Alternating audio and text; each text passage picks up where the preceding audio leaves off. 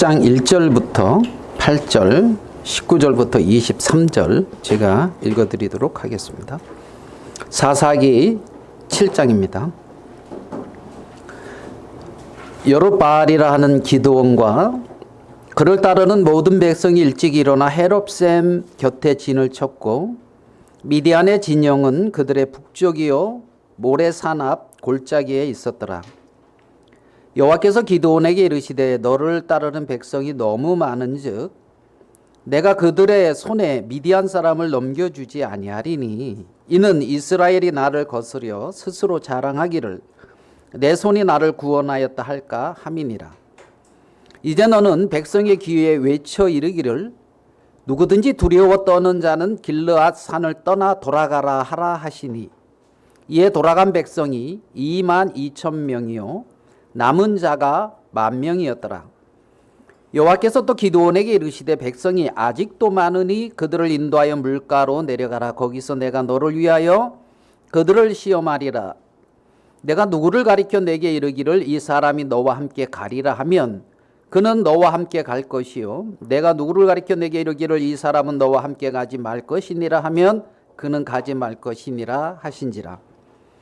이에 백성을 인도하여 물가에 내려가며 여호와께서 기드온에게 이르시되 누구든지 개가 핥는 것 같이 혀로 물을 핥는 자들은 너를 따로 세우고 또 누구든지 무릎을 꿇고 마시는 자들도 그와 같이 하라 하시더니 손으로 움켜 입에 대고 핥는 자의 수는 300명이요 그 외의 백성은 다 무릎을 꿇고 물을 마신지라.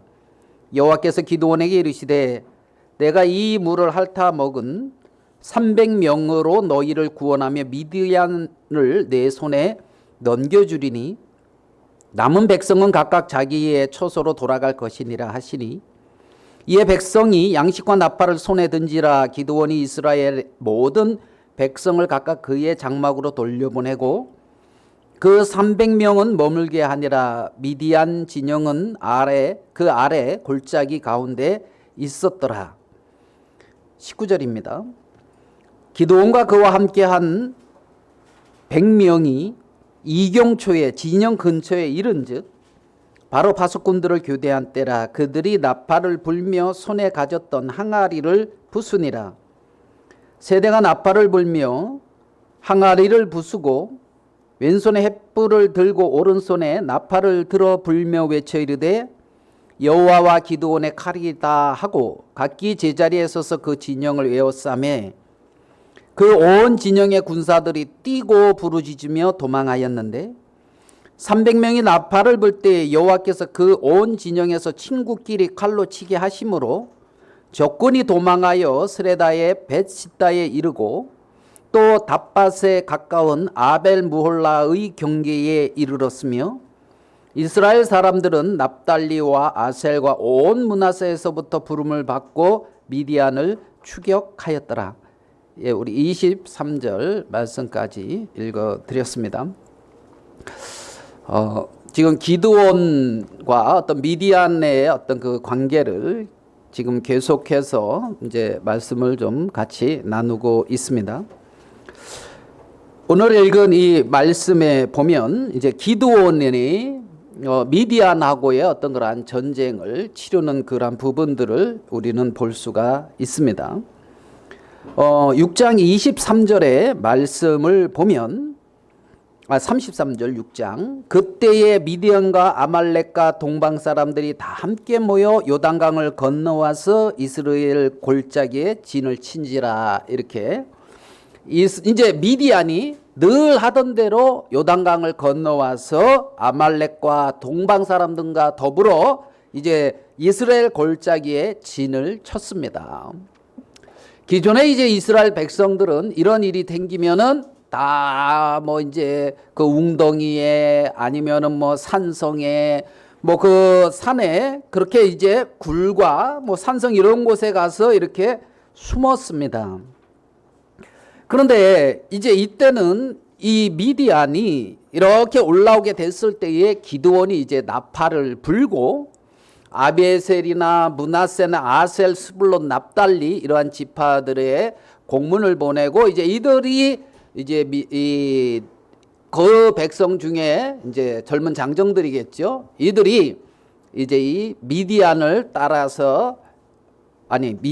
기드온을 따라서 미디안과 전쟁하기 위해서 이렇게 이제 나와서 이제 진을 치게 되는 그러한 부분입니다. 오늘 이건 이 말씀에 보면 그렇게 이제 따라 나온 백성들이 몇 명이냐는 것을 알 수 있냐 하면 32,000명이 이제 기드온을 따라왔다는 것을 알 수가 있습니다. 뭐 적은 군사는 아닙니다. 이 32,000명이면. 그렇죠? 그래서 이제 이 32,000명이 미디안하고 이렇게 이제 전쟁을 딱 하려고 하는데 하나님은 이 32,000명이 많다는 겁니다. 전쟁을 할 때에 어때요? 우리의 즉 병사들이 많은 게 좋아요? 적은 게 좋아요? 많은 게 좋지요. 근데 이제 하나님은 생각이 우리와 다른 것 같아요. 그래서 32,000명도 생각에 야 이거 적은 것 아닌가 막 이런 생각이 들 법한데 하나님은 많다 그러면서 너희 중에 두려워 떠는 자들은 다 집으로 돌려보내라는 거예요. 그래서 이제 이 기드온이 너희 중에 두려워서 떠는 사람들이 있으면 다 돌아가라. 두려워서 떨면서 전쟁할 것이 아니다. 여호와의 전쟁인데 그런 사람들을 다 돌아가라. 그러니까 22,000명이 돌아가고 10,000명이 남았어요. 10,000명이. 자, 전쟁을 하는 데 있어서 어때요? 할만합니까? 약간 좀 이거 망했다. 3분의 2가 이제 쉽게 말하면 3분의 2가 떠나가고 이제 3분의 1로 전쟁을 이렇게 해야 되는데 그래도 이제 힘을 내자. 뭐 우리가 뭐 하나뿐이 없는 목숨 뭐 이뤄도 뭐 뭔 상관이 있어. 하고 이제 이 1만 명은 그렇게 아마 딱 각오를 하고 마치 일제시대 때 우리 독립군들 막 이렇게 이제 독립운동한 이런 사람들 그렇죠? 그래서 안중근 의사한테 어머니가 이렇게 편지했잖아요. 그 편지 아십니까? 기억이 안 나십니까? 예, 읽어본 적이 없군요. 예, 근데 안중근 의사한테 어머니가 편지하기를 그냥 죽어라. 그 재판에서 일제 거기에 목숨을 구걸하지 말아라. 너는 어떤 죄를 지은 것이 아니고 대한제국의 당당한 남아로서 마땅히 해야 할 일을 하였으니 구차하게 목숨을 구걸하지 말고 그냥 죽도록 해라. 이게 어머니가 아들한테 쓴 편지 내용이에요. 두 분 다 기독교인으로 알고 있는데 그러면 이제 그 10,000명 정도는 안중근 의사의 같은 그러한 결의와 그러한 어떤 뜻을 가지고 있잖아요. 지금 이렇게 이제 전쟁을 하려고 7년 동안 우리가 너희들 밑에 속박을 당하였는데 더 이상은 안 된다 하면서 이제 전쟁을 하려고 하는데 하나님이 말씀하시기를 아직도 많다. 예? 아직도 많으니 저 시냇가에 가서 물을 먹을 때에 이렇게 물을 떠서 이렇게 핥아먹는 그러한 사람과 아니면은 엎드려서 먹는 사람 이런 이제 두 부류의 이제 사람들로 나뉘어지는데 근데 이제 그 중에 이렇게 떠서 이렇게 핥아먹는 요 사람 300명 나머지는 무릎 꿇고 이렇게 막 이렇게 이제 마시는 나머지 9,700명 이렇게 딱 나눠졌는데 9,700명은 돌려보내고 이 300명을 통해서 전쟁을 하라 이제 이러는 거예요. 어떻습니까? 300명 전쟁할 만합니까 안 합니까? 저는 그거 읽으면서 300명 기도원과 함께한 용사 300명 그냥 생각한 거예요. 이건 제가 우리 교회가 한 300명만 되면 야 300명만 되면 이 기드온 용사같이 막 이렇게 그래도 막 영적인 전쟁 막 이렇게 좀 해나가지 않을까. 10,000명 필요 없고 이제 한 300명만 돼도 막 이런 스쳐가는 생각이 이렇게 말씀을 생각하면서 이제 들던데 300명 미디안의 그 많은 아말렉 동방 사람들 마치 그냥 많은 무리들이 이렇게 이제 몰려왔는데 300명하고 이렇게 이제 전쟁을 하라는 겁니다. 그래서 전쟁도 이 300명이 손에 든 것을 보면 한 손에는 뭐죠? 횃불. 그렇죠? 또 한 손에는요? 항아리. 예. 그래서 나팔. 그렇지. 19절에 그렇죠? 7장 19절에 20절이랍니다. 왼손에 횃불을 들고 오른손에 나팔을 불고 전쟁을 하라는 거예요. 참. 아니 지금 이게 뭔 전쟁을 하는데 오른손에는 뭐요? 나팔. 왼손에는 횃불. 그런데 이제 항아리로 이렇게 이제 감추고 있다가 나팔 불라 그러면 그 항아리를 팍 깨서 횃불을 탁 들고 나팔을 확 불라는 거예요.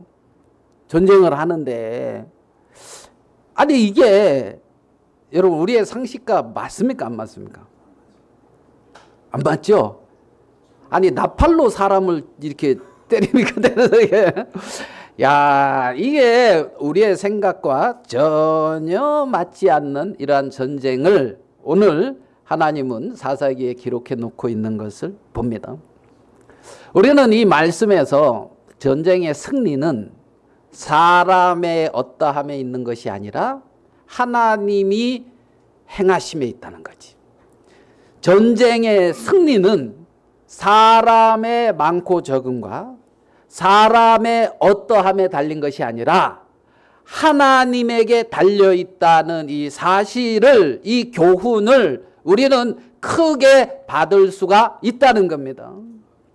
그러면 우리가 이 기드온과 이제 미디안과의 이 전쟁을 통하여 여러분 우리 이 기드온이 이스라엘 백성들이 미디안이라고 하는 그러한 이방 민족의 종이 되어서 두려워 떨고 궁핍하고 어렵고 힘들고 이렇게 살고 있습니다.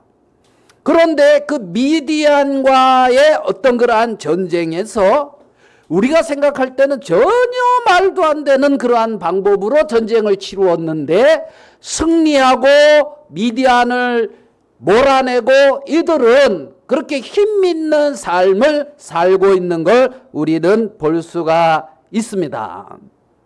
자, 그러면 그것을 우리의 삶 속에 딱 끌고 와서 내 앞에 미디안과 같은 큰 문제, 내 앞에 미디안이라고 하는 나를 짓누르고 억누르고 힘들게 하고 나를 끌어가고 있는 어떠한 세력, 어떠한 힘이 미디안이라고 하는 거대한 힘이 존재하고 있다고 해 봅시다. 그러면 우리는 그 힘 앞에서 종된 거기에 이렇게 이끌려서 거기에 어떤 영향을 받으며 그렇게 궁핍하고 어렵고 힘들고 그러한 어떤 삶을 살아가고 있는 이스라엘 백성들처럼 그렇게 미디안에 종된 내 앞에 닥쳐진 어떤 어려움, 내 앞에 닥쳐진 어떤 문제, 내 앞에 닥쳐진 어떤 환난 이런 것에 그렇게 종이 되어져서 어렵게 힘들게 살아가고는 이스라엘 백성들의 모습 첫 번째. 두 번째, 내게는 조건이 없고 내게는 형편이 없고 내게는 능력이 없는데 하나님으로 말미암아 승리하고 힘있게 살아가고 있는 이스라엘의 백성들. 두 번째, 우리는 두 가지 중에 한 가지의 그러한 삶을 이 시대에도 동일하게 살아갈 수가 있다는 겁니다. 문제 앞에 승리하는 삶을 살아가는 신자들, 문제 앞에 종된 정말 그 메인 어떤 그러한 삶을 살아가고 있는 신자들, 두 부류의 신자들을 우리는 생각해 볼 수가 있다는 겁니다. 그래서 우리가 정말 하나님의 백성으로 신자로서 승리하는 삶을 어떻게 살아갈 것인가, 이런 부분들을 이러한 어떤 말씀들을 통하여 교훈을 받을 수가 있다는 거죠. 제가 기쁜 소식 선교회라고 하는 곳에서 한 20년 어떤 신앙을 했고 거기서 한 15년 사역을 했습니다. 그래서 사역자로 15년을 지내고 여기는 성경의 어떤 진리를 따라가지 않는구나, 말씀과 좀 빗나간다, 이런 마음이 들어서 이제 나오게 되어졌습니다. 그러니까 거기서 이제 사역을 하다 보면 여러분도 뭐 이제 아시겠지만 사역자의 삶은 거의 다 노출돼 있습니다. 그죠? 그래가지고 누가 그런다 하대요. 그 예배당에 삭태가 다 있거든요. 그래가지고 매일 이제 성도들이 우리 목사님 잘 계시나 하고 매일 와서 이렇게 이제 본대요. 그러면 이제 매일 와서 잘 있나 보고 이제 모임하고, 그냥 하는 얘기입니다. 매일 모임을 한다 이 말이에요. 매일 모임을 한다. 그러니까 이제 그런 어떤 삶을 쉽게 말하면 뭐 새벽 기도 아니면 어떤 모임, 어떤 이제 저녁 모임, 어떤 예배, 뭐 이런 삶을 계속 하다 보니까 그런 어떤 그 뉴티 삶의 뭐라 그래요? 루틴. 참 요즘은 잘 생각이 안 나요. 삶의 루틴. 뭐 그런 어떤 삶을 이렇게 이제 계속해서 이제 노출되어 있고 교회 안에만 이렇게 이제 안에 쉽게 말하면 보호되어 있는 이러한 삶을 살다가 그런 조직에서부터 딱 벗어나서 자유 가운데 이렇게 딱 놓이게 되는 거예요. 그러니까 24시간이라는 하루에 하나님이 주어진 시간에 예전에는 그냥 교회라고 하는 테두리 안에 딱 갇혀 있을 때와 딱 나와서 자유롭게 되어졌을 때에 내 어떤 삶의 모습이 이제 이게 그리스도인의 삶이 맞나 하는 생각이 들 정도로 자유롭게 흘러가고 있는 내 삶의 모습을 볼 수가 있었다는 거죠. 그러면 이게 뭐 이게 아닌 것 같다. 이 삶이 내 삶이 지금 내 삶이 하나님 앞에 이게 올바르지 않은 것 같다 하면서 그 일찍이 그 청교도들이 하나님 앞에서 그렇게 살아간 그 삶, 하나님을 경외하고 하나님 앞에서 살아가는 그러한 삶의 모습들, 이런 그들은 어떻게 그러한 삶을 살게 되어졌지 하는 어떤 그러한 궁금증, 그들과 나와 다른 건 뭐지? 나는 왜 그들처럼 하나님 앞에 경건하고 하나님 앞에 의롭고 하나님 앞에 그런 삶을 못 살지? 왜 나는 이렇게 세상의 유혹에, 죄의 유혹에 쉽게 끌리지? 왜 삶이 이렇게 나태하게 되어지지? 어떤 이러한 다른 부분들을 생각해 보면서 이제 이런 부분들에 대하여 그들의 어떤 믿음에 대해서 궁금하고 배우고 싶고 내 삶이 바뀌어지고 싶고 하는 그러한 마음을 갖게 되어지더라는 거죠. 그러다가 이제 어느 디교 선교사님 세미나에 이렇게 참석하게 됐어요. 거기서 제게 이제 크게 충격으로 온 것은 이제 두 가지, 내 마음에 충격으로 온 게 두 가지인데, 첫 번째는 어떤 거였냐면 이 시대에는 구약에서 말하는 모세, 여호수아, 다윗과 같은 하나님의 종들이 없다. 이 시대에는 구약에서 말하고 있는 모세, 여호수아, 다윗과 같은 하나님의 종들이 없다. 이 말씀을 하셨어요. 그러면 구약에 그 모세, 여호수아, 다윗 이러한 종들은 있잖아요. 백성들의 쉽게 말하면 생사 여탈권이 있어요. 죽이고 살리고 어느 곳에 가게 하고 오게 하고 이러한 어떤 힘, 능력이 있는 걸 봐요. 하나님으로부터 그걸 받아서. 그렇기 때문에 그 어떤 굉장히 큰 권세를 가지고 있어요. 이 구약에서 보면 그런 거 느껴집니까? 그런데 이 시대에는 그러한 하나님의 종이 없다는 거예요. 다만 이 시대에 있는 하나님의 종은 정말 하나님의 사도요 예수 그리스도의 종인 나 바울은 했을 때 그 종은 헬라어로 이제 둘로스 해가지고 둘로스 뭐냐면 노예, 하나님의 노예라는 거예요. 그러니까 종이다 이 개념은 하나님을 섬기는 충실한 종이라는 거예요. 예수 그리스도가 하나님이 나의 주인이요 나는 그분의 종으로서 그분을 충실히 섬기는 어떤 나의 어떤 주장, 어떤 나의 권리, 어떤 나의 위치를 주장하는 것이 아니라 종이란 말이에요. 종. 다 그분의 어떤 소유란 말이지. 그러한 종만 있다. 이 말씀을 들었을 때 좀 충격을 받았어요. 왜냐하면 이 시대에 하나님의 종종하는 사람이 있었거든. 내 말을 들어야 된다. 이런 너희들은 다 악해. 내 말을 들어야 돼. 뭐 이런 부분이 있었단 말이에요.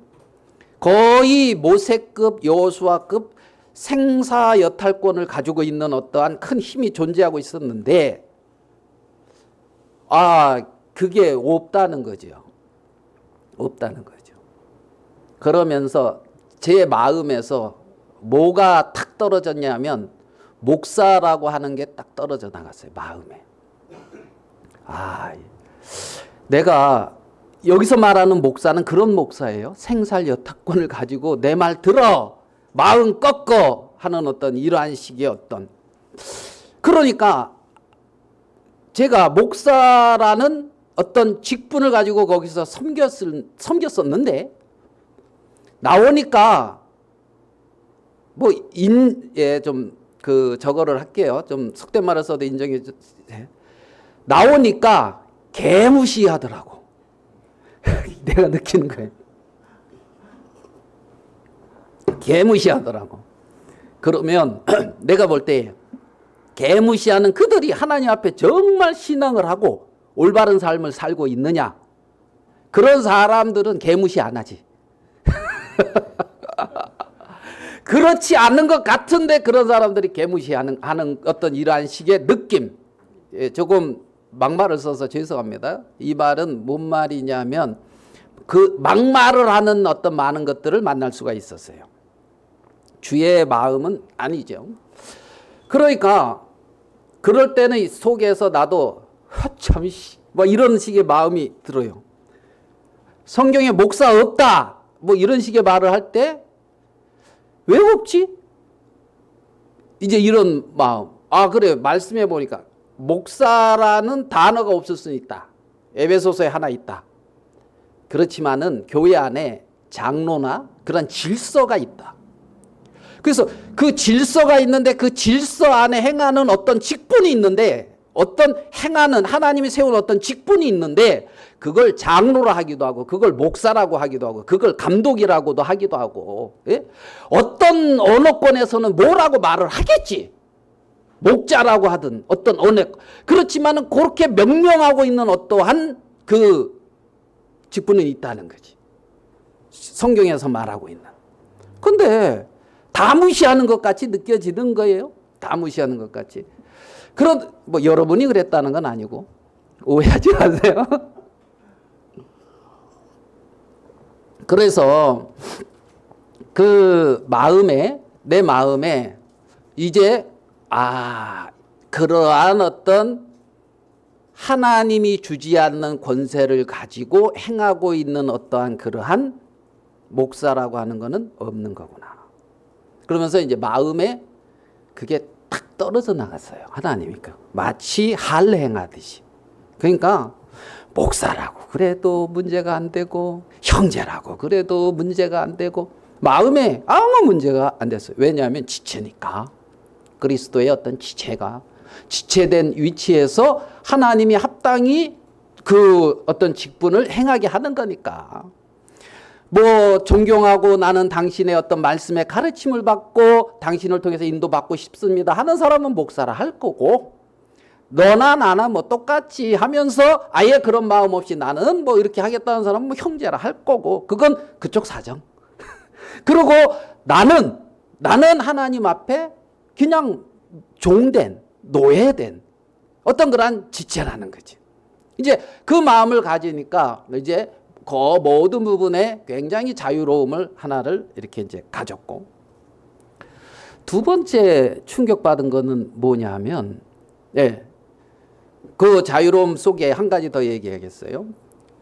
내가 목사로서 거기서 하나님이 주신 권세가 아닌데 그 권세를 행했다면 하나님 앞에 악한 거예요. 그렇기 때문에 하나님 앞에 돌이켜야 되는 거예요. 근신해야 되고 하나님 앞에 자신을 돌아봐야 되고 마음을 낮춰야 되는 거죠. 하나님의 말씀이 허락하지 않은 것을 행했기 때문에. 그래서 이제 그 부분에 이제 자유를 가지고 이제 돌아보게 되었고, 이제 두 번째는 뭐냐면 그리스도인은 죄를 지을 수 없다는 거예요. 에잉? 그것도 처음 듣는 얘기였거든요. 요한 1서에 물론 성경에는 나오지만, 요한 1서 성경에 나오지만, 그렇지만은 이제 늘 듣는 말은 뭐였냐면 우리는 악해. 우리는 선을 행할 수 없어. 그렇기 때문에 교회와 종들의 말을 들어야 돼. 이것을 계속 마치 가스라이팅 되듯이 계속 들었던 말씀인데, 우리는 악해. 스스로 선을 행할 수는 없어. 우리 양심은 악한 거야. 뭐 이런 식의 말씀을 계속 들었는데, 우리는 결코 죄를 지을 수 없다는 말을 하니까 이건 전혀 새로운 말인 거죠. 뭐지?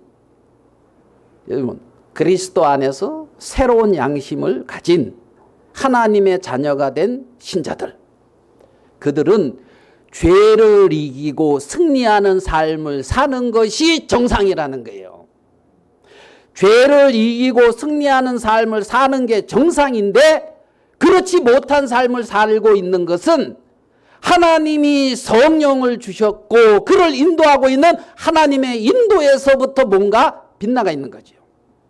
그렇기 때문에 세상에 지고 죄에 지고 육신에 지고 그렇게 사는 삶이 결코 정상이 아니라는 겁니다. 그렇기 때문에 나는 악해, 나는 선을 행할 수 없어, 이런 믿음을 가진 사람은 죄에 계속 지고 죄에 종된 삶을 살아갈 수밖에 없지만, 신자로서 나는 하나님의 자녀로서 죄를 이기고 승리하는 삶을 사는 자야 하는 믿음을 갖게 되어졌을 때에 죄를 이기고 승리하는 삶을 살 수 있는 그 믿음이 거기서 시작이 된다는 거예요. 그것을 보면서 이거 전혀 잘못되어져 있구나. 그렇기 때문에 내가 삶이 승리하는 삶을 못 살고 계속해서 실패하고 이렇게 그리스도인이 이렇게 사는 게 맞나 하는 어떤 그러한 삶을 살 수밖에 없구나 하는 그러한 것을 마음에 정리할 수가 있었습니다. 그렇기 때문에 성경을 기초로 한 올바른 믿음을 갖는다는 것은 굉장히 중요한 것이에요.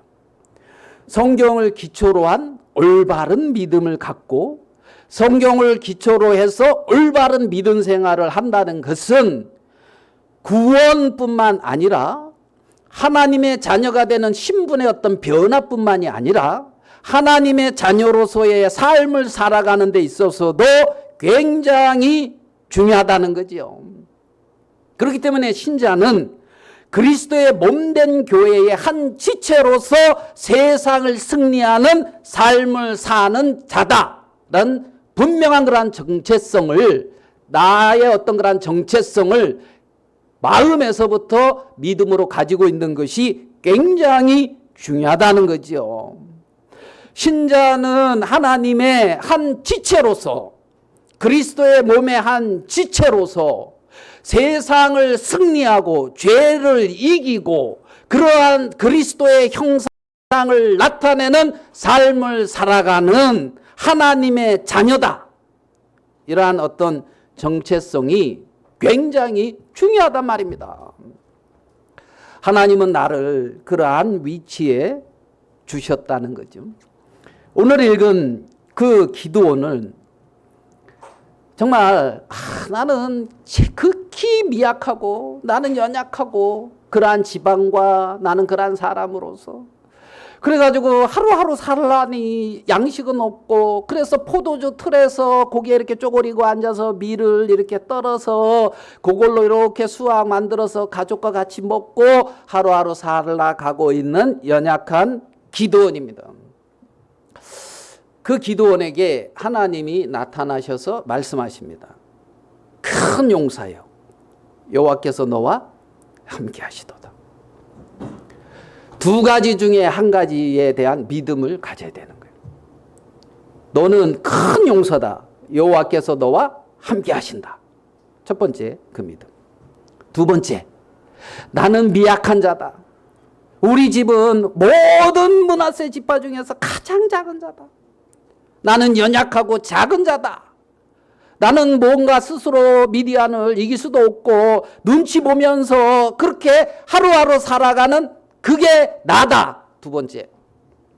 두 가지 중에 한 가지의 믿음을 이 기드온은 갖게 되는 것입니다. 큰 용사냐, 연약한 자냐. 큰 용사냐, 미약한 자냐. 두 가지 중에 한 가지. 내가 큰 용사라는 믿음을 가졌을 때는 미디안과 담대히 부딪혀 싸우고 승리할 수 있는 그래서 하나님이 미디안을 이기고 승리하고 그런 어떤 경험, 하나님으로 말미암아 승리하는 그러한 삶을 살게 되어지는데, 나는 미약한 자야 그러면 전쟁할 엄두도 못 내는 거죠. 그냥 하루하루 그냥 이렇게 그냥 이렇게 사는 거야 하면서 살아가는 것이 기드온의 모습이라는 거죠. 큰 용사냐 아니면 미약한 자냐. 큰 용사냐. 여러분, 큰 용사가 왜 큰 용사가 됐다 그랬죠? 기드온이 왜 큰 용사라고?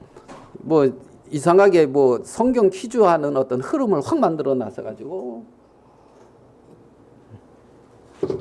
예, 왜 큰 용사냐? 여호와께서 너와 함께 하시기 때문에. 그래서 큰 용사라고요. 다윗이 왜 큰 용사냐? 여호와께서 다윗과 함께 하시기 때문에. 그래서 큰 용사라고요. 너는 내 힘을 의지하고 나가서 미디안과 싸워서 승리하라. 내 힘이 뭐냐? 함께 하시는 여호와. 그가 기드온의 힘인 거예요. 기드온의 힘. 우리가 의인이다 이런 말을 한다 그랬잖아요. 그렇죠? 여러분 자신의 모습을 보면 나는 의인이야, 나는 거룩해 당당히 말할 수 있다 없다? 여러분 모습을 보면, 예? 내 모습을 보면, 예, 좀 그렇죠? 우리 뭐 김영재님 같으면은 좀 의로운 것 같아. 왜냐하면 매일 교회 올 때 보면은 막 잔뜩 싸가지고 와요. 오늘도 이제 막 주차하는데 나보다 먼저 와서 주차하는데 차에서 끊임없이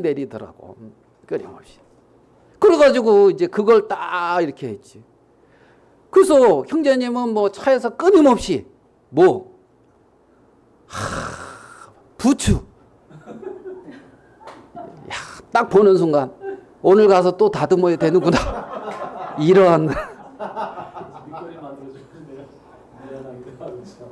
그래서 막 많은 걸 이렇게 가지고 오잖아요. 저는 뭐가 좋아요? 조금 커피 하나 이렇게 달랑달랑 들고 커피 이렇게 시원한 냉커피 쪽쪽 빨면서 저는 이렇게 그냥 그거 하나 들고 왔거든요. 짐 많으니까 나보고 그 짐 들고 오라 그러면서 이제 내 가방도 누가 대신 들고 가고, 그리고 뭐 그거 보니까 벌써 저 엘리베이터로 다 가져가서 뭐 난 가져갈 게 없는 거예요. 그래서 커피 냉커피 그냥 이렇게 해서 쪽쪽 빨고 이렇게 이거 하나 들고 이제 달랑달랑 왔어요. 경건합니까? 어디가 좀 괜찮은 것 같습니까? 네? 내 모습을 보면 내세울 거 없는 것 같은데, 근데 나는 하나님의 자녀다. 나는 하나님의 자녀로서 영원한 하늘나라를 유업으로 받는 자다. 이렇게 담대히 말할 수 있는 이유가 뭐냐? 예수 그리스도의 구속의 사실, 거기에 있다는 거죠. 그리스도가 나를 위해서 죽으심, 나를 위해서 대속하시고 3일 만에 부활하셔서 죄와 사망의 권세 모든 것을 파하시고 죄와 사망을 이기는 영원한 생명을 나에게 선물로 주심으로 말미암아 그 생명을 가져서 나는 이제 하나님의 자녀다. 나는 이제 하나님과 영원히 하늘나라에서 함께하는 자다. 이러한 고백을 하는 데 있어서 전혀 문제가 안 되고 있단 말이에요. 내 자신의 모습을 보면 이기적일 수도 있고 남을 위하여 희생하기 싫어할 수도 있고 내 소유를 굉장히 아끼고 그것을 키워가려고 하는 그런 욕망이 많을 수도 있고, 이러한 나의 모습들이 막 발견된다 할지라도 그거와 상관없이 예수 그리스도의 공로로 인하여 나는 영원한 생명을 가진 자요, 하나님의 자녀요, 하나님의 나라를 유업으로 받는 자다. 이런 고백을 할 수가 있는 거죠. 미디안이 저 기브온이 왜 큰 용사냐? 여호와께서 함께 하심으로. 내가 왜 하나님의 자녀나? 예수 그리스도가 나를 위하여 대속하심으로. 내가 왜 어떻게 세상을 이기냐? 여호와께서 영원히 나와 함께 하심으로. 세상 끝날까지 하나님이 나와 함께 하심으로, 성령으로 내 안에 거하심으로 내가 승리하고 이길 수가 있다는 거죠. 하나님은 기드온에게 먼저 네가 그렇게 큰 용사라는 그런 사실을 깨우쳐 주고 있는 것을 볼 수가 있어요. 기드온에게 가장 먼저 한 말이 그 말이거든요. 큰 용사여, 여호와께서 너와 함께 하시도다. 그 다음에 기드온이 이제 하는 일이 보면 사사기 6장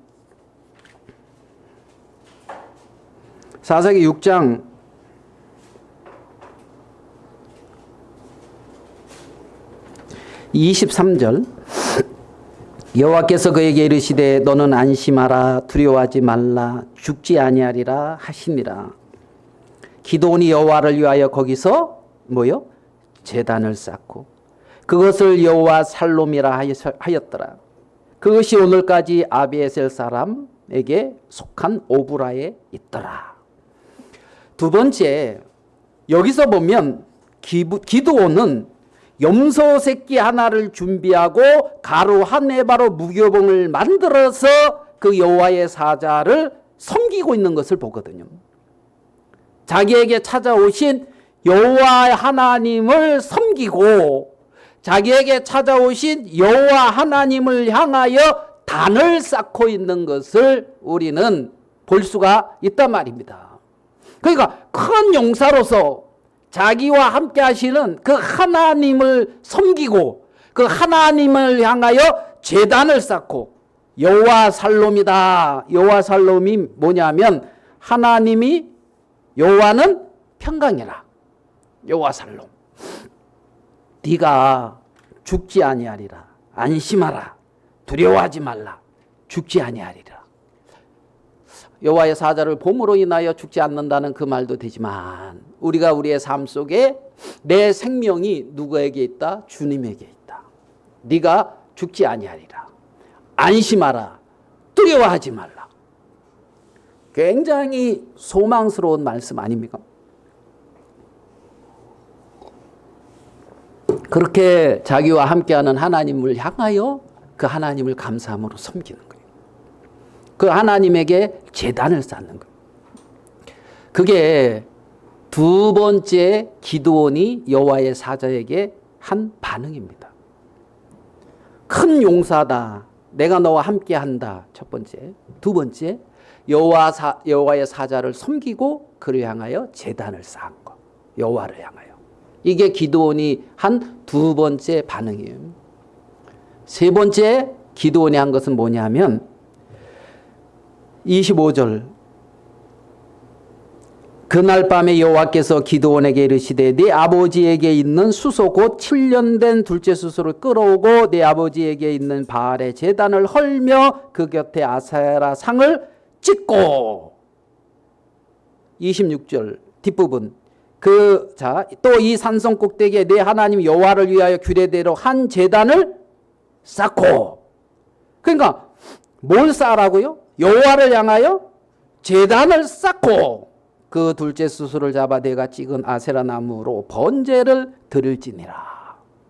자, 그러니까 두 번째는 뭐예요? 세 번째는 그 아버지 집에 있는 바알의 제단을 헐어버리고 그 옆에 있는 아세라 목상을 찍어서 여호와 앞에 제단을 쌓고 그 집에 있는 둘째 암소를 잡아서 여호와 앞에 번제를 드리라는 거예요. 여호와 앞에. 그게 기드온이 한 세 번째의 모습이라는 겁니다. 기드온이 한 세 번째의 모습. 그러니까 그 기드온의 집에 뭐가 있었냐 하면 바알과 아세라를 향한 제단이 있는 거예요. 그러니까 기드온의 집에 바알 뭡니까? 부유함, 아세라 번성함. 그러니까 그 집이 부유하고 번성해지기를 계속 바알과 아세라를 섬기고 있는 거죠. 거기서. 그것이 지금 누구예요? 누구? 저 기드온, 그 아버지, 그 집이 하는 일이란 말입니다. 그러니까 여호와 하나님을 만났는데 그 하나님과 상관없이 바알과 아세라상을 이렇게 만들어 놓고 바알의 제단을 만들어 놓고 그렇게 이제 섬기고 있는 그 마음을 완전히 다 부수는 깨트려 버리는 이 부분을 우리는 볼 수가 있는 거죠. 그게 세 번째 기드온이 행한 일이라는 겁니다. 하나님 앞에서 행한. 그래서 이 기드온은 여룻바알이다 이런 말을 들어요. 바알과 싸운 자다. 바알과 싸운 자. 이 어떤 풍요함, 부유함 이것이 잘못됐다는 얘기는 아니죠. 에? 거기에 종된 삶은 문제인 거예요. 왜냐하면 하나님 여호와 앞에 제단을 쌓아야지. 여호와를 섬기는 자지. 바알과 아세라를 섬기면 되는 게 아니잖아요. 이 말 이해됩니까? 그러니까 여호와를 섬기면서 번성과 부유가 오는 거예요. 이스라엘 백성들은 여호와를 섬기면서 하나님이 축복해 주셔서 그게 신자들이 올바르게 가는 길이라는 거죠. 그러니까 기드온이 하나님의 사자를 만나게 되어졌을 때에 기드온의 삶의 변화가 일어난다는 거예요. 삶의 변화가 일어난다는 거예요. 그래서 여호와를 향하여 제단을 쌓게 되어지고 바알과 아세라상을 찍어버리게 되어지고 그죠? 여호와 하나님을 이제 뭐죠? 그 번제를 드리고 이런 그래서 주님의 음성을 듣고 주의 인도를 받는 뭐 이런 사람으로 바뀌더라는 거지요. 여호와 사자가 나타나서 말씀했는데 여전히 동일한 삶을 살아가고 있다. 이것은 올바른 반응이 아니라는 거예요. 변화가 있는 게 뭐다? 지극히 정상이라는 거죠. 여호와의 사자가 나타났는데 그 다음 날도 여전히 포도주 틀에서 밀을 타작하고, 이 말 이해됩니까? 하루하루 삶을 살아가려고 두렵고 떨림과 염려와 근심 속에 살아간다면 이게 지금 안 맞는 거잖아요. 안 맞는 거잖아요. 이 차이점 아시겠죠? 아시겠죠? 그래서 나는 약한 자야, 두렵고 떨림으로 그냥 포도주 틀에서 밀 감춰놓은 거 갖다가 조금 타작해가지고 하루하루 근근히 연명해가는 삶에서 미디안을 향해 승리하고 그러한 삶으로 바뀌더라는 거죠. 바뀌더라. 룻이 보아스를 만났는데 여전히 밭에 나가서 이삭을 줍고 하루하루 그거였던 그 삶을 삽니까? 보아스와 함께하는 삶을 삽니까? 바뀌죠. 보아스를 만나서 보아스의 신부가 됐는데 여전히 이삭 주어야 된다. 그거 염려하고 근심하며 그렇게 살아간다면 잘못된 거잖아요. 잘못된. 이 세상 방법과 다른 것을 우리는 볼 수가 있어요. 책에서 읽은 어떤 내용입니다. 어떤 할머니가 늦은 나이에 예수님을 믿었답니다. 늦은 나이에 예수님을 믿으니까 늘 이제 찬양하고 예수님 이제 뭐 감사하고 이제 이렇게 그러한 삶을 이렇게 이제 살았어요. 그러니까 이제 옆에 할머니 친구가 너 늦지막히 믿음 대단한 것 같다. 근데 너는 그렇게 하나님 감사하고 찬양하고 그러는데 혹시 하나님이 네 손을 놓으면은 너는 어떡하지? 이 말 이해됩니까? 하나님이 네 손을 놓으면 너는 어떡하지? 이러니까 이 할머니가 대답한 대답이 있어요. 그 대답이 뭐냐면 나는 그분 손에 일부가 되었는데 놓치다니. 나는 그분 손에 뭐가 됐다고요? 일부가 되었나니. 이게 지금 놓치는 수준이 아니에요. 나는 그분 손에 뭐가 됐다? 일부가 됐단 말이에요. 일부. 그걸 지체다 이렇게 표현한단 말이에요. 그건 내가 뭐 예수님 같이 됐다 이 말이 아니고 그분 손에 일부가 되었다니. 그분이 나를 놓을 수가 있나? 나는 그분 손에 일부다. 일부다. 이러한 고백을 했다는 겁니다. 그러니까 신자는 그리스도와 하나가 된 자입니다. 신자는 그리스도 몸의 지체이며 그 신자를 통하여 함께 하시는 그리스도가 나타나는 거예요. 그 신자를 통하여 함께 하시는 그리스도가 그 신자 속의 삶을 살아가는 것이죠. 성령이 들어와서 말입니다. 그래서 룻은 보아스와 함께 하면서 오벳이라고 하는 그러한 어떤 생명을 낳고 다윗의 어떠한 그 계보와 예수 그리스도의 생명의 계보를 잇는 사람으로 변화가 되어지듯이 그렇게 그리스도와 하나 된 변화된 그들이 누구다? 신자다. 그들이 신자다. 고린도전서 6장 15절의 말씀을 한번 보도록 하겠습니다. 고린도전서 6장 15절.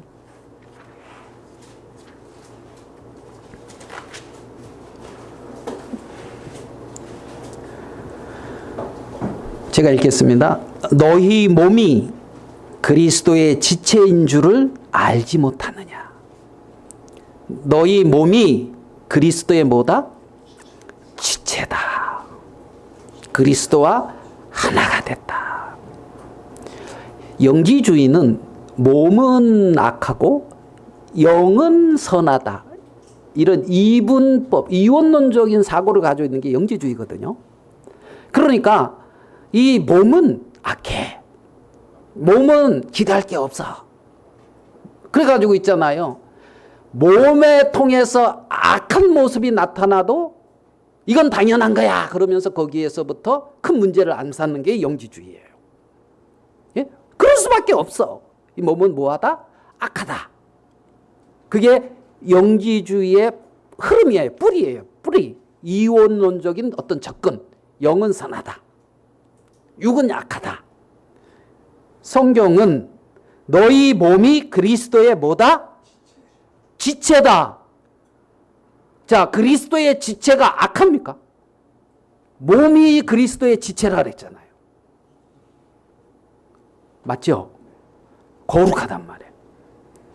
내가 그리스도의 지체를 가지고 그리스도의 지체인데 창녀의 지체를 만들겠느냐? 그럴 수 없느니라. 그리스도의 지체를 가지고 창녀로 어떤 그 지체로 만들겠느냐? 그럴 수 없다. 그럴 수 없다. 창녀와 합하는 자는 그와 한 몸인 줄을 알지 못하느냐? 일러스되 둘이 한 육체가 된다 하셨나니 주와 합하는 자는 한 영이다. 주님과 합하는 자는 주와 한 영이요. 그 몸은 영과 구분된 게 아니라 한 인격체라 말입니다. 그래서 그 몸은 하나님의 성령이 거하는 처소가 되어지는 거예요. 거룩하다 말입니다.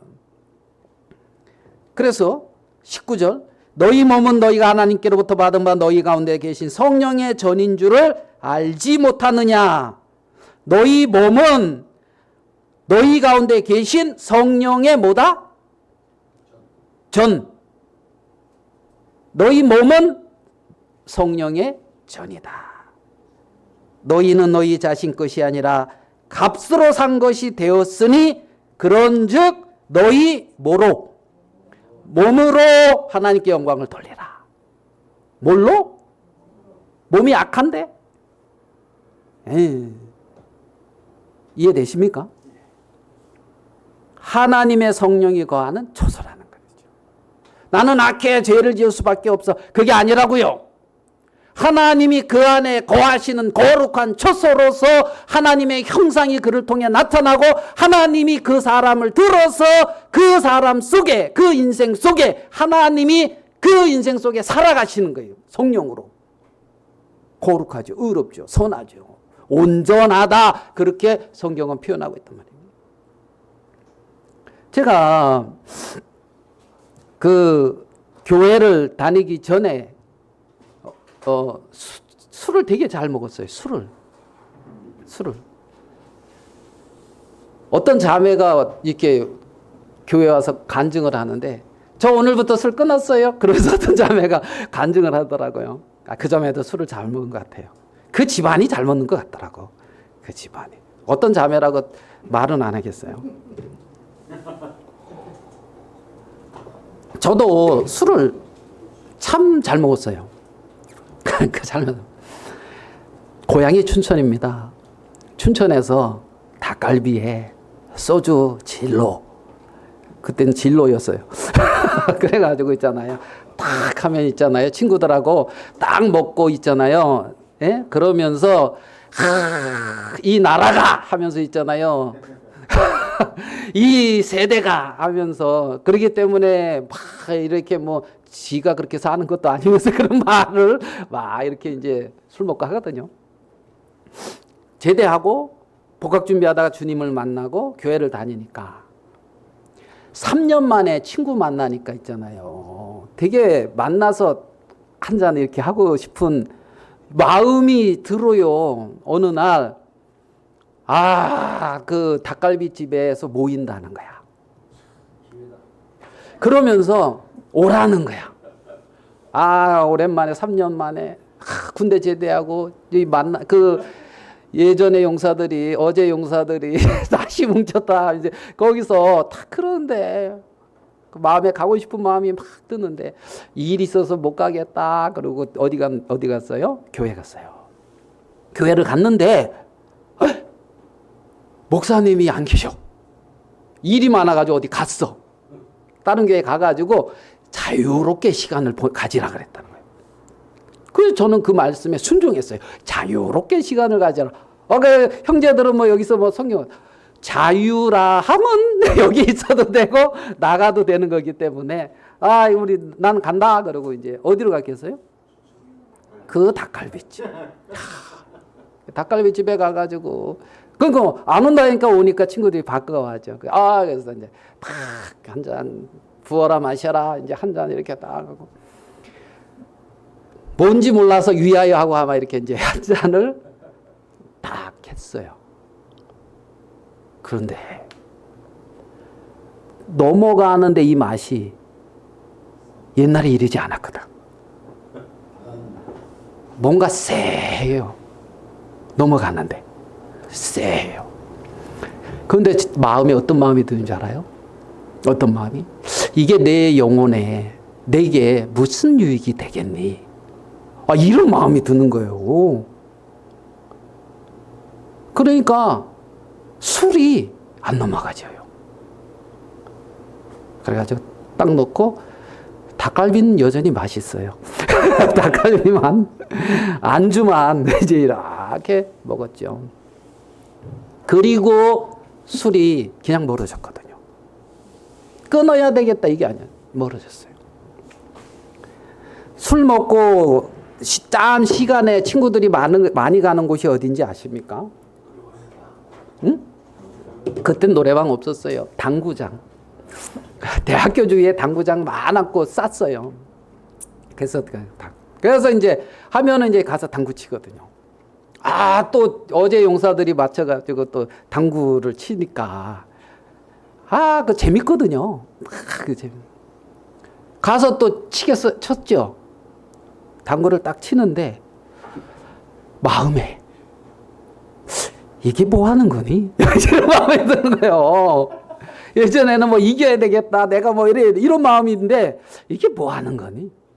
그래서 가만히 보니 웬 긴 막대기 가지고 동그란 공, 빨간 공, 흰 공 뭐 이런 거 있잖아요. 이런 걸 가지고 이걸 이렇게 가지고 맞춰가지고 뭐 이러면 점수가 나니 하고 이겼니 졌니 하는데 저게 뭐 하는 거지? 이런 마음이 드는 거예요. 그러니까 재밌겠어요? 재미없겠어요? 재미가 없어. 막대기 가지고 이게 뭐 하는 거니 하니까 재미가 없어. 그래가지고 옆에서 이렇게 점수 이렇게 올리는 걸 뭐냐면 겜돌이라 그래. 겜돌이. 나 안 할게. 너희들끼리 해라. 그리고 나는 겜돌이 할게. 그리고 이렇게 겜돌이 했어요. 겜돌이. 그 이후로 안 쳤어요. 그 이후로. 그러다가 또 친 것 같아요. 현재. 물론 친목과 어떤 사람과의 어떤 사귐을 위해서 뭐 그게 치는 건 죄는 아니죠. 근데 거기에 빠져 있는 거는 하나님 앞에 합당한 건 아니다. 그러니까 당구든 골프든 저는 그런 생각이 들어요. 뭐 하는 거지 저게? 내 초등학교 때 다 뛰었다 저거. 다 맞히기 구슬치기 이렇게 했거든요. 이렇게 해가지고 구멍 이렇게 넣고 거기다 이렇게 탁 해서 누면은 그 구슬 따가지고. 네, 그래가지고 그 따가지고 돈 이렇게 팔아가지고 어머니한테 이거 이렇게 갖다 줬거든요. 그때부터 이렇게 집안에 그냥 그렇게 된 게 아니라 한번 죽을도록 두들겨 맞고 그렇게 변했어요. 거짓말 한번 쳤다가. 그래서 한 법은 하나님이 정리를 해주더라고. 그 좋은데 안 하려고 그래봐. 먹고 싶은데 안 먹으려고 그래봐. 괴롭지. 그런데 네 영혼에 이게 안 좋다. 그러니까 그냥 이게 다른 걸 뭔가 달라. 똑같은 진로인데 달라. 이게 똑같이 이렇게 했는데 달라. 막대기 가지고 이게 뭐 하는 거지? 이런 생각이 드니까. 삶의 한 부분 하나님이 정리를 해준단 말이죠. 하나님은 기드온에게 너는 큰 용사다. 이렇게 말씀하셨어요. 여호와께서 너와 뭐 한다? 함께 하신다. 너는 그리스도의 몸의 지체인 것을 알지 못하느냐? 그리스도의 지체인데 장기와 하나가 되려고 하느냐? 장기의 지체로 만들려고 하느냐? 그리스도의 지체인데 뭐로? 술 담는 걸 뭐라 그래요? 술포대? 네 몸을 그 술 뭐라 그래야 돼요? 술독으로 만들려고 하느냐 이제 이러는 거죠. 그리스도의 성전인데 술독으로 만들려고 하느냐? 아니잖아요. 너희 몸으로 하나님께 영광을 돌려라. 기도는 하나님을 만나고 여호와의 사자를 만나고 이제는 그냥 하루하루의 삶을 일하여 포도주 틀에서 밀을 타작하는 그러한 삶에서 종지부를 찍은 거예요. 그리고 하나님의 인도를 받아서 나팔 불고 횃불을 밝히는 승리하는 그러한 사람으로 바뀌어 있는 것을 우리는 알 수가 있는 거죠. 그게 정상적인 하나님의 백성들의 삶의 모습이다. 하나님의 백성은 세상에 종되고 세상에 끌려가는 자들이 아니라 세상에서 승리하고 세상을 이기고 하나님의 영광을 나타내는 자들, 그들이 신자라는 겁니다. 하나님의 백성이라는 겁니다. 하나님의 백성. 오늘 우리가 이 말씀을 통해서 분명히 알아야 될 것은 신자의 삶의 승리는 그 사람의 어떠함에 있는 것이 아니라 여호와께서 그를 붙드시고 여호와께서 그를 위하여 행하시고 싸우느냐 거기에 달려있다는 사실. 신자의 어떠함이 아니라 함께 하시는 여호와에게 달려있다는 그 사실. 군대의 많고 적음에 달려있는 것이 아니라 여호와께서 함께 하느냐 안 하느냐에 달려있다는 그 사실. 이것을 정확히 아셔야 된다는 겁니다. 하나님은 이 미디안에게서 승리하고 전쟁에서 승리하고 영광스럽고 존귀한 그러한 삶으로 기드온과 이스라엘 백성들을 세워가고 있는 것을 우리는 알 수가 있습니다. 우리의 어떤 신앙은 나에게 달려있지 않다는 그러한 사실을 우리가 깊이 생각하셔서 여호와의 어떤 손이 나를 붙들고 있고 여호와의 손이 나를 이끌고 있고 그 여호와의 손에 의해서 우리가 승리하는 삶을 산다는 그 분명한 사실을 기억하고 하루하루의 어떤 그러한 삶 속에 연약한 내 자신에 빠지지도 말고 내 나름대로 괜찮은 것 같은 내 자신의 교만함 속에 머물지도 말고 나와 함께 하시는 여호와 하나님과 함께 하시면서 승리하시는 여러분들이 되기를, 하나님의 자녀, 하나님의 백성으로 삶을 살아갈 수 있게 되기를 바라는 마음으로 이 말씀을 마치도록 하겠습니다. 한 구절만 더 봅시다. 여기 보니까 이런 말씀이 있습니다. 본문은 못했네요. 예.